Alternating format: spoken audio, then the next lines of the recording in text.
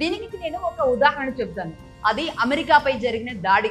అమెరికానే అగ్రరాజ్యంగా మనందరం భావిస్తూ ఉంటాం కాబట్టి అలాంటి అమెరికా మీద ఎలాంటి దాడి ఆనాడు జరిగిందో మీరు ఇప్పుడు తెలుసుకోవాలి. క్రీస్తు శకం 1700, 1800 టైంలో యూరోపియన్స్, ఇంగ్లాండ్, ఫ్రాన్స్కి సంబంధించిన క్రిస్టియన్లు అట్లాంటిక్ సముద్రాన్ని దాటి అమెరికాని ఆక్రమించడానికి సర్వ ప్రయత్నాలు చేశారు.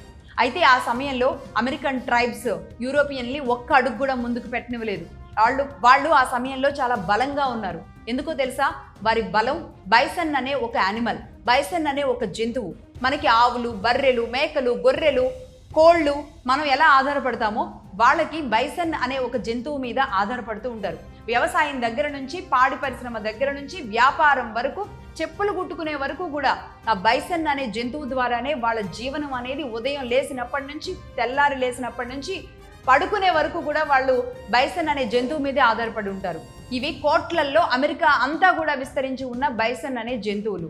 కాబట్టి వీళ్ళు ఏమనుకున్నారంటే వీళ్ళ బలాన్ని కొట్టాలి, వీళ్ళని కాదు అనుకున్నారు. వీళ్ళ బలం దేశవ్యాప్తంగా ఉన్న బైసన్లని చంపడమే లక్ష్యంగా పెట్టుకున్నారు. సరిగ్గా 4 ఏళ్ళు తిరిగి వచ్చే వరకు బైసన్లన్నింటినీ కూడా దొరికిన వాటిని దొరికినట్లుగా ఎక్కడ పడితే అక్కడ చంపుకుంటూ వెళ్లారు.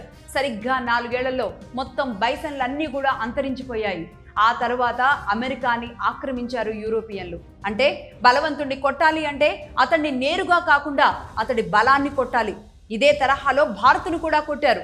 బలమైన భారత్ నిర్మాణానికి పటిష్టం ఆ పోగొట్టుకున్న మన ఆర్థిక వనరులు మాత్రమే కాదు, మన బంగారం, వజ్రాలు, మన సంపద మాత్రమే కాదు, జన వనరులు కూడా, జనాలు కూడా. భారత్ బలం జనం. ఆ భారత్ని ఆ జనం మీదే కొట్టారు. ఎలా కొట్టారు?